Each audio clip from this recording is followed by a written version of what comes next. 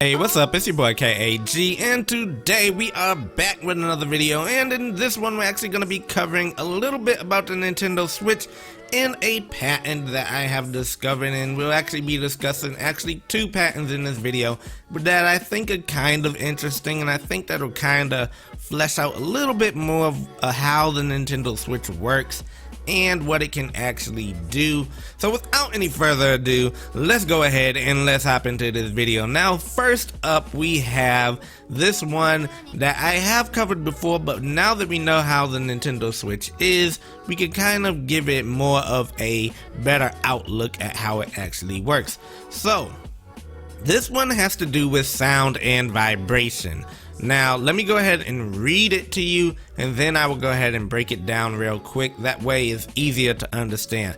Now, it says, a sound source localization position indicating a position where a sound source is localized is set, and a sound signal for localizing the sound source at the set sound source localization position is generated and output.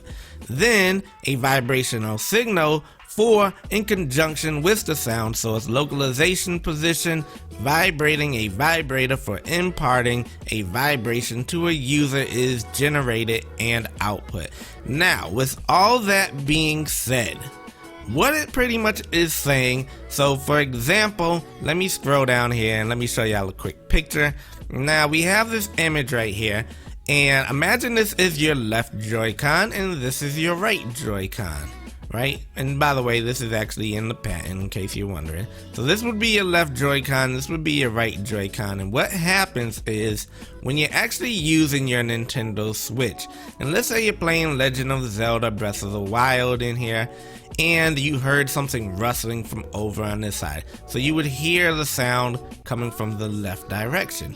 Or let's say you were to hear something over here on your right hand side, you would hear the sound coming from the right hand side. So it's kind of like a surround sound for this tablet type device, right? For the Switch. But not only that, but the actual vibration. So it has a vibration feature in there that actually allows you to actually tell it's from the left hand side and from the right hand side. So for example, if you had a bomb and you threw it to your left hand side, you would feel that vibration coming on the left hand side. So this side of your Joy-Con, or should I say the left hand side Joy-Con, would actually vibrate. And let's say you actually went ahead and you took that rock, like in the Jimmy Fallon show, and they went ahead and they rolled the rock and it hit the bombs and it blew up and all that good stuff, you would feel the vibration on this side. But not only that, but each side has a different type of vibration. So for example, you can do a lesser vibrate, so it could just vibrate just a little bit, or it could vibrate a whole lot, depending upon the situation. So for example, if you threw one little bomb over here, yeah, it'd probably do like a vibrate, but it wouldn't be that big. But let's say you rolled that rock down here, you would feel the vibration, and you would feel the big, huge explosion over here if you had like 5 bombs down there. So it would vibrate a lot more than it would have on this side when you only threw 1 bomb. But that's not the only thing. The other thing is the fact that these headphones, right? These headphones actually can do something similar. So if I scroll down here real quick, that way I can show it to you. So the headphones, now I don't know if the headphones in the actual Switch video are actually those headphones, or if we haven't seen them yet, or if they are a product that is going to be accessory that you could technically buy. But these headphones, when actually plugged into this Switch device, you would actually feel the vibration on the left hand side or the right hand side. So you would feel the rumble on the left hand side and the right hand side, depending upon where you like threw the bomb or whatever. So if you threw the bomb left hand side, this left ear cup would vibrate and play that sound, and over here on the right hand side, and vice versa. Not only that, but another thing about it, so for example, the Joy-Cons technically have the vibration built into them, right? So they each have vibration, but not only that, but the actual Switch tablet itself actually has the vibration feature in it, but the vibration feature goes across this whole board. So for example, if you were to take like this ball right here and you were to roll it across this table that you see here on the screen, you would actually feel the vibration go from left to right. So you would feel the vibration of the actual Switch tablet move from the left hand to the right hand side, or vice versa, right hand side to the left hand side. So that's pretty cool. I think that's gonna be more immersive as far as like a handheld device goes, so that's, you know, that's pretty dope. But like I was saying, I'm not quite sure, but we might have to look back at the video. I'm not sure if the headphones that the guy is technically wearing in the video are actually made by Nintendo, but it would be interesting if they were. But anyways, moving on from there, we also have some more information regarding whether or not the Nintendo Switch will have a sensor bar or anything of the sorts. So let me just quickly read over this real quick. So it says, an object of the present invention is to connect peripheral devices to a portable device without the use of a connector. A peripheral device adds a function to the mobile device, having an infrared communication function. Peripheral device includes an operation section and the infrared communication section and the support portion.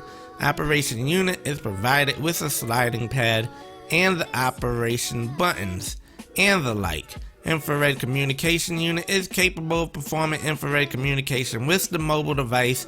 Support portion, the light emitting and receiving portions of the infrared in the portable device, so is to be position capable of sending and receiving position the infrared between the infrared communication unit removably to support the portable device. So here again we are talking about the Joy-Cons. So your Joy-Cons, for example, you know, the right Joy-Con, as we all know, has a IR reader on it. So it's able to, or should I say IR blaster on it. So it's able to actually send information from the IR blaster to it, similar to the way a Wiimote works. And so the Nintendo Switch is technically capable of that. But not only that, but the Nintendo Switch actually has this sensor bar built into the actual screen. So along the top of the screen, if you notice in all the videos, they kind of have the Switch facing outward from underneath your TV. That is because the Switch actually has that sensor bar located up here at the top of the actual Switch. So that's why it's actually kind of facing forward rather than having it vertical or whatever.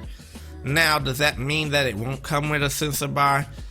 No, it doesn't mean that it won't come with one. Well, I would say it doesn't come with one, but you could probably buy one and plug it into one of them USB ports, I'm assuming, that you could actually use on the Nintendo Switch. So for example, if you didn't want to have it facing outward, you could probably buy a accessory of a sensor bar that you could place under your TV or over your TV or wherever, and it'll be able to read it that way in case you want to have it somewhere else in your house.